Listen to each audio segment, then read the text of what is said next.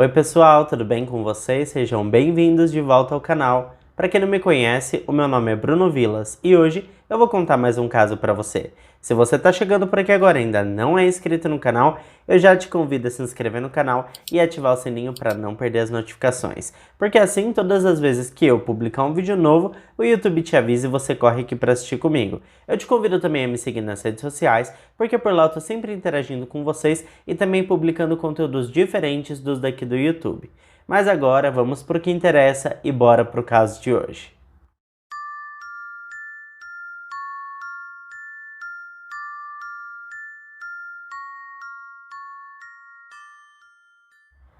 Hoje nós vamos conhecer tudo sobre a vida de Gerard e entender o porquê ele ficou tão conhecido no estado da Flórida, nos Estados Unidos. Gerard John Sheffer nasceu no dia 25 de março de 1946, no estado norte-americano de Wisconsin. Gerard tinha dois irmãos mais novos e cresceu em meio a uma família bastante turbulenta e disfuncional. Sobre seu comportamento durante a infância e também a adolescência, o próprio Gerard afirmou muitos anos depois para alguns psiquiatras que ele se sentia como sendo um filho ilegítimo. Isso porque a sua mãe engravidou enquanto ainda estava namorando seu pai, e os dois foram forçados a se casar rapidamente, antes que a gravidez fosse descoberta e o jovem casal se tornasse um escândalo e motivo de vergonha para ambas as famílias. Não se sabe se é pelo fato de ter sido obrigado a se casar contra sua vontade, mas o fato é que o pai do Gerard passou a beber regularmente e em poucos anos se tornou um alcoólatra que abusava verbalmente de sua esposa e filhos, e além disso foi flagrado inúmeras vezes cometendo adultério e desonrando seus votos matrimoniais. Aos poucos, ele demorava cada vez mais dias para voltar para casa, e suas justificativas eram sempre as viagens a negócios. Quando estava com 14 anos de idade, em 1960, a família de Gerard se mudou para Fort Lauderdale, no estado da Flórida. O jovem terminou o ensino médio em 1964 e em seguida foi para a universidade. Ele era muito inteligente, bem acima da média, aliás.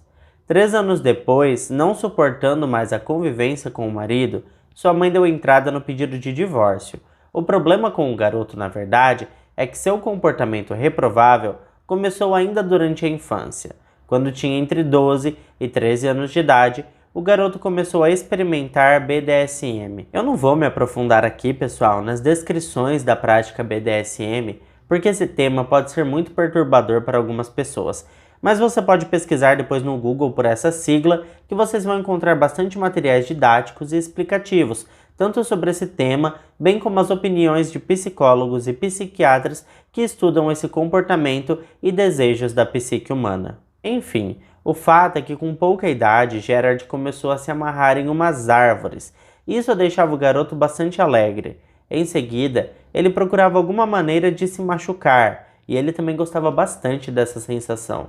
Na mesma época, ele começou a fantasiar sobre ferir outras pessoas, principalmente mulheres. Como se isso não bastasse, ele começou a usar roupas íntimas femininas. Aqui vai uma curiosidade muito interessante, gente. No caso do Gerard, ele revelou a um psiquiatra muito tempo depois que ele sempre quis ser uma menina porque seu pai preferia e dava mais atenção para sua irmã mais nova. Ele afirmou que o sentimento de ser deixado de lado era angustiante, e ele imaginava que tudo poderia ser diferente caso ele fosse uma menina, e que essa era a única forma de conseguir o amor de seu pai. Bom, ele sabia que algo estava muito errado com ele mesmo, porque quando ele estava com quase 21 anos de idade, em 1966, ele procurou a ajuda de um psiquiatra, mas disse que a terapia não ajudou em nada. O tempo foi passando e o Gerard afirmou que começou a ouvir vozes que diziam que ele tinha que tirar a vida de pessoas que ele sentisse ódio. Nesse mesmo ano, ele procurou a ajuda da igreja e participou de uma excursão pelo sul do estado, e chegou a cogitar a ideia de se tornar um sacerdote. Não deu certo porque alguns meses depois ele foi rejeitado no seminário St. John's, porque os superiores lhe disseram que ele não tinha fé suficiente. Essa rejeição deixou o jovem tão irritado que ele foi embora e nunca mais voltou. Ele então tentou um emprego de professor, porque acreditava que era necessário instruir os jovens americanos com valores como honestidade, pureza, altruísmo e amor. Mas ele foi 2 vezes retirado dos programas de ensino de estudantes porque, de acordo com o diretor Richard Goodhart, ele tentava impor seus próprios valores morais e políticos em seus alunos.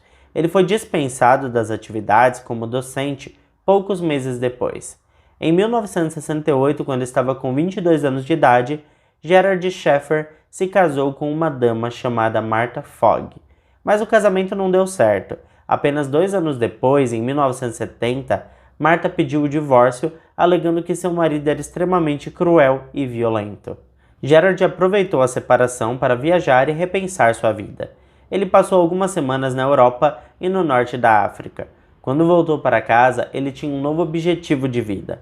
Já que ele não poderia ser nem padre, e muito menos professor, ele seria um agente da lei e da ordem pública. Ele seria um policial.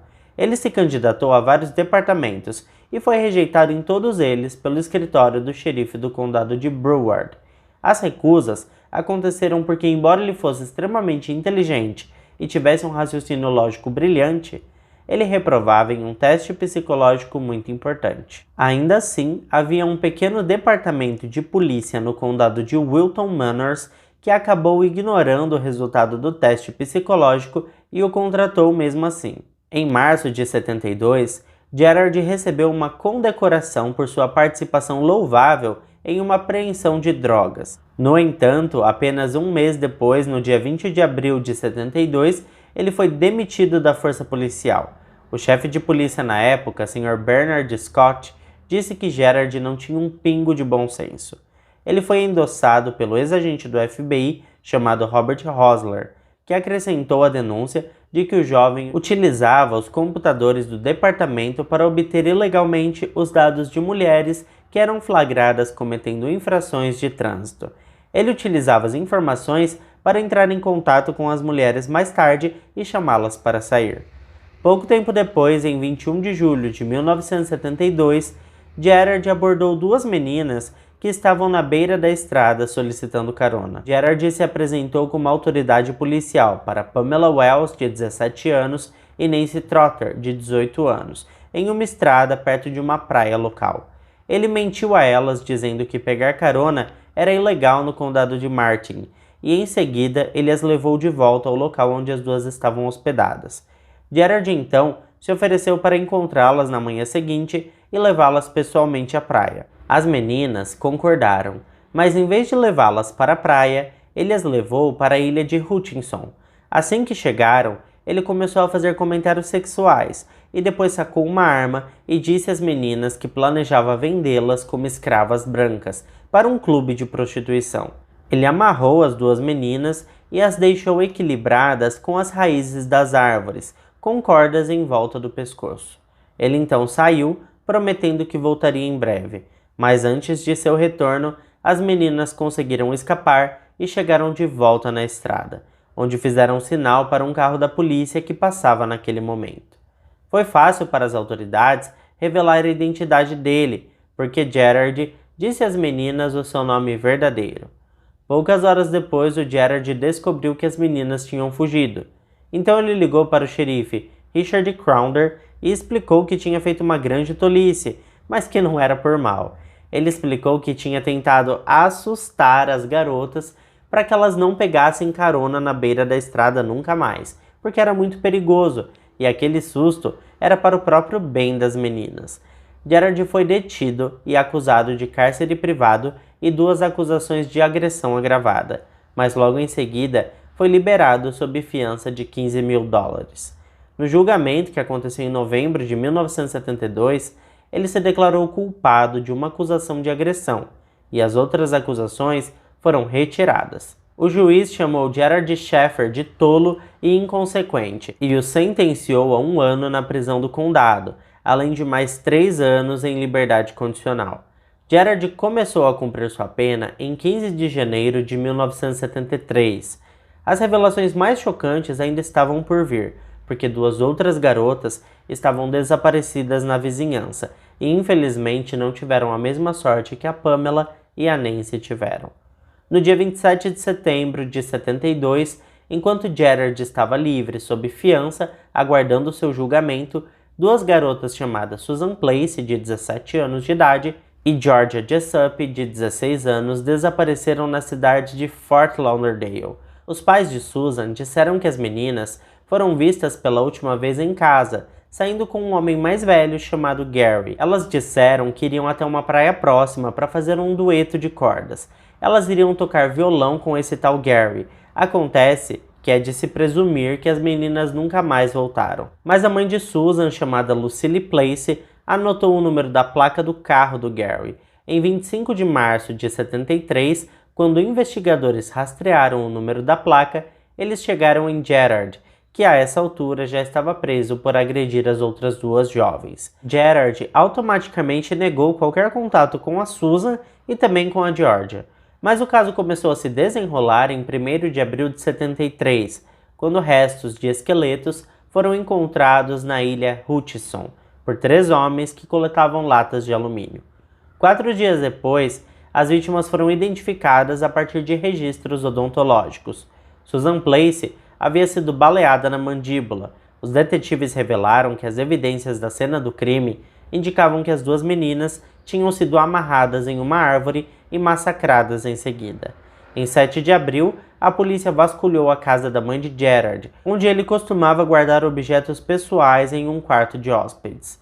As evidências recuperadas na busca incluíam um estoque de joias femininas, mais de 100 páginas escritas e esboços retratando mutilações e assassinatos de mulheres jovens, recortes de jornais sobre 2 mulheres desaparecidas desde 1969 e pedaços de identidade pertencente às jovens desaparecidas Colette Goodenhoof e Barbara Wilcox, ambas com 19 anos de idade.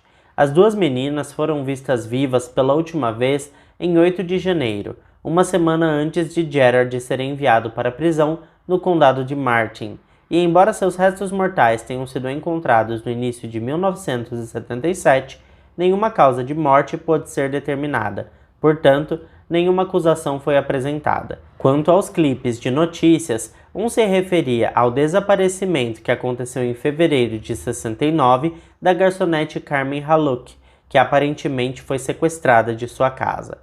Itens de suas joias foram encontrados no tesouro de Gerard, junto com um dente cheio de ouro identificado pelo dentista de Halox. Uma outra mulher desaparecida chamada Leaf Bonadas era vizinha de Gerard e desapareceu em setembro de 69. Ele disse que ela vivia provocando ele, despindo-se com as cortinas abertas. Um pedaço da joia pertencente a Leaf foi encontrado entre os pertences de Gerard. Os restos esqueléticos da mulher foram recuperados em 1978. Mais joias ligaram Gerard ao desaparecimento de Mary Bricolina, de 14 anos, que desapareceu em Broward, junto de Elsie Farmer, de 13 anos, em outubro de 72. Seus esqueletos foram encontrados no início de 73, mas nenhuma causa da morte pôde ser identificada. A lista de vítimas suspeitas crescia com o tempo, mas Gerard enfrentou acusações em apenas 2 assassinatos. Ele foi indiciado em 18 de maio de 73 pelo assassinato de Susan e Georgia. Ele foi condenado por 2 acusações de assassinato em 1º grau em outubro de 73, recebendo penas simultâneas de prisão perpétua. A defesa de Gerard tentou diversos recursos, mas todos foram rejeitados por vários tribunais estaduais e federais. Em 1990, uma ex-namorada de Gerard do ensino médio, chamada Sondra London, publicou uma coleção de suas histórias com o título Killer Fiction. Ele chegou a se vangloriar que suas histórias eram arte. Para os promotores, as informações que ele passou para que os livros fossem escritos descreviam de forma velada os crimes reais que ele tinha cometido por toda a sua vida. Em cartas particulares a advogados e conhecidos, Gerard admitiu isso. Em uma carta datada de 9 de abril de 91, ele se pergunta quais crimes deve confessar e deixa um clima de mistério no ar. Outras correspondências aumentaram rapidamente a contagem de corpos. Em 20 de janeiro de 91, ele escreveu que sempre insistia em uma lista de 34 mulheres, mas que em 1973 ele tinha elaborado sua própria lista. e diria que o número de vítimas variava entre 80 a 110. Ele foi descrito em vários livros de crimes reais como um prolífico serial killer. Em resposta, uma série de ações judiciais foram movidas contra vários autores por difamação. Todas essas ações foram rejeitadas pelo tribunal. Em 3 de dezembro de 1995, outro preso invadiu a cela de Gerard e cortou a sua garganta, colocando fim em sua vida. Os funcionários da prisão informaram que o preso responsável pelo ataque era Vincent Rivera, mas nenhum motivo específico foi oferecido. Alguns funcionários da prisão informaram que Gerard era muito encrenqueiro e se denominava famoso e aclamado pelo público literário. Então talvez essa arrogância dele tenha despertado a fúria desse outro preso. De qualquer forma, a vida dele acabou do jeito que tinha que ser. Bom, pessoal, esse foi o caso de hoje. Se você ficou até aqui comigo, não esquece de deixar o seu like, que me motiva muito a continuar trazendo esse tipo de conteúdo aqui para você. Eu fico por aqui e até o próximo vídeo.